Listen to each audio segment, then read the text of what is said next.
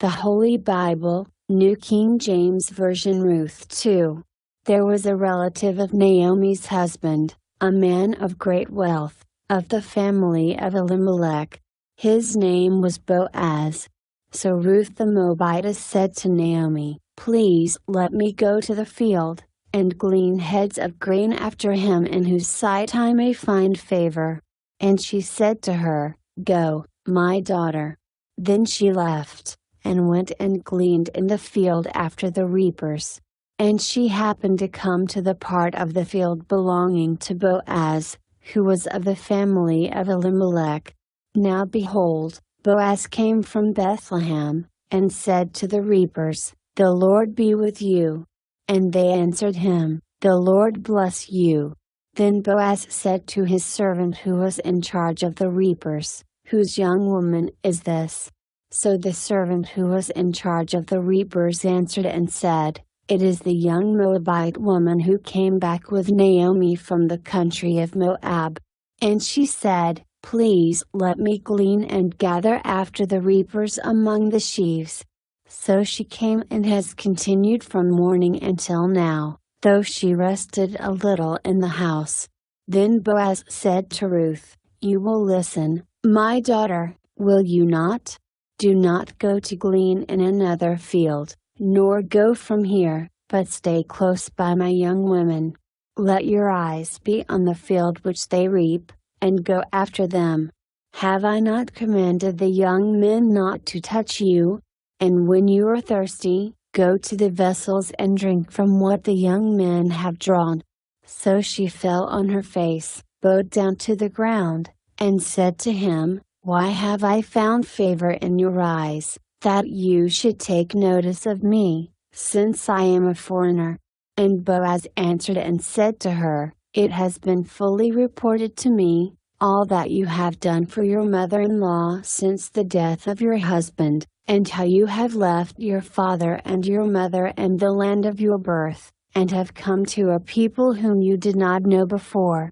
The Lord repay your work, and a full reward be given you by the Lord God of Israel, under whose wings you have come for refuge."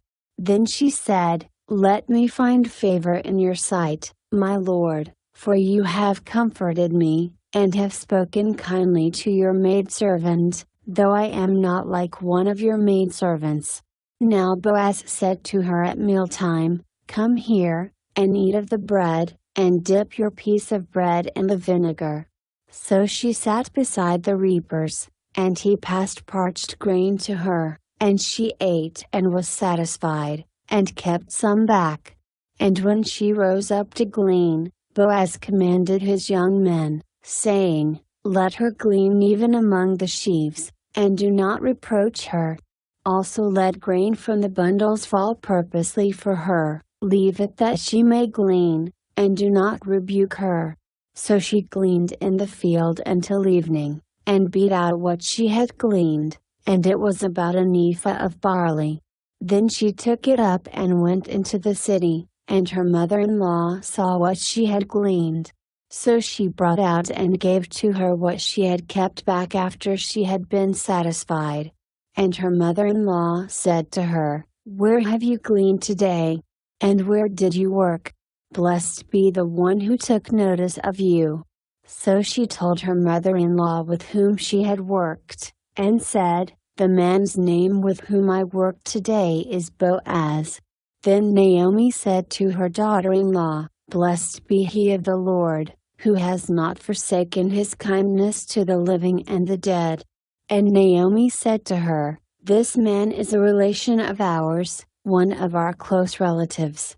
Ruth the Moabitess said, "He also said to me, 'You shall stay close by my young men until they have finished all my harvest.'" And Naomi said to Ruth her daughter-in-law, "It is good, my daughter, that you go out with his young women, and that people do not meet you in any other field." So she stayed close by the young women of Boaz, to glean until the end of barley harvest and wheat harvest, and she dwelt with her mother-in-law.